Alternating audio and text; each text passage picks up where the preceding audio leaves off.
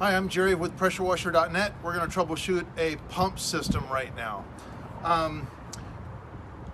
Customer calls me up and says, I got no pressure. My first question is, are there any leaks between the water tank and the pump?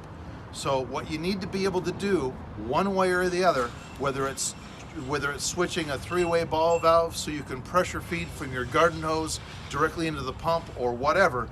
This particular example, we can shut off the valves at the bottom of the two water tanks. There's a dirty water, recycled water, and a fresh water feed on this one. Ball valves coming from each direction, and then we got this great big filter here, which which splits off to dual feed to the pump. But we've got a garden hose fitting on it, so we can pressure feed this directly with a garden hose.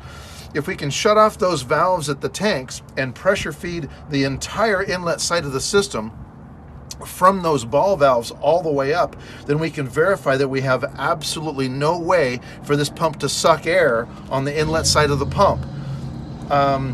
This is critical to being able to troubleshoot the machine. If there's any way that it can suck air on the inlet on a tank-fed system, it's going to not make proper pressure. Even if it's pressure-fed, if it can suck air on the inlet side of the pump, it's going to give you pulsating pressure, limited pressure. It's going to affect the pressure. So you need to be able to pressure feed the system. And this garden hose fitting is the easiest way to do it on this system. As long as the pump system can get the perfect water supply, the next check is whether the unloader is bypassing back to the water tank. So if you've got the gun open, all the water is supposed to be going out the nozzle, except for maybe just a trickle into the bypass, which goes back to the holding tank.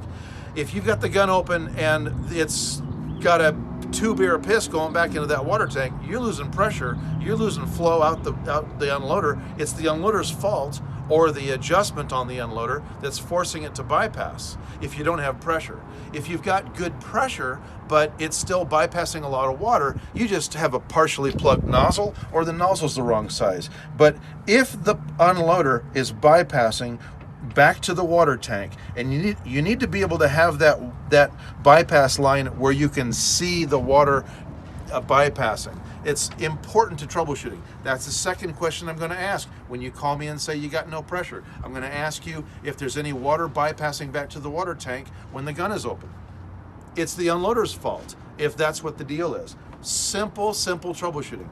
On this particular unit, we've got a swivel right here between the unloader and the head of the pump, so this thing is real easy to change. This is called the rapid elimination of downtime. It's got a big bypass hose here, and I've got, of course, a pressure indicator right on the head of the pump, so we know exactly what's happening at the pump. If you've got a pressure gauge out at your trigger gun or out at your hose reel, that's interesting for that end of the system, but you don't really know what's happening up here. So having a pressure gauge at the head of the pump is critical to no matter what troubleshooting. No matter what, if you're not getting good pressure here, you got a pump problem or an unloader problem, or it's leaking somewhere, leaking out of a hose reel swivel or something. So first rule of pressure washers is no leaks. Second thing is, if the pump is turning, it should be pumping. If it's not pumping, you better figure out why. Is it a leak starving the pump for water, or is it the unloader bypassing back to the head of the pump? Those are the basics.